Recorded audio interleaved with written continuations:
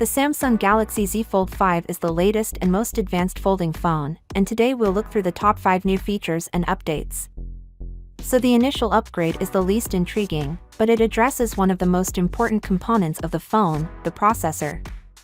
Currently, a digital discussion station on Weibo claims that the Snapdragon 8 Gen 3 chipset will be unveiled earlier this year and will be available before November. Unfortunately, this means it won't be in the Z Fold 5, but it does indicate that if a Snapdragon 8 Plus Gen 2 is available, it will be, and if there isn't, it will use the Snapdragon 8 Gen 2. The Samsung Galaxy Z Fold 5 will have a smaller and thinner design than its predecessor. We had a lot of contradicting claims a few months back, with some stating the Z Fold 5 would be bigger and thicker, while some stated it would be smaller and thinner, but now we have proof according to a Korean media outlet.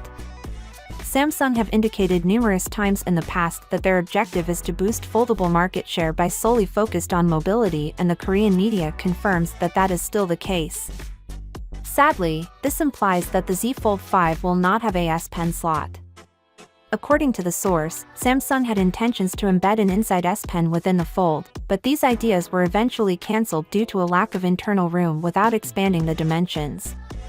The second alternative, of course, it was to make the S Pen thinner, but this would actually lessen the pen on paper fill, and it's also going to raise the production cost, and this would mean that Samsung increases the price for customers.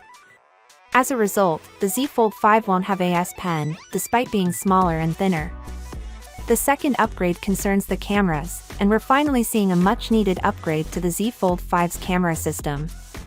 We received a tweet from Yang on Twitter stating that due to the AP change in the Fold 5 camera, there is a possibility of an upgrade to an S23 grade camera system.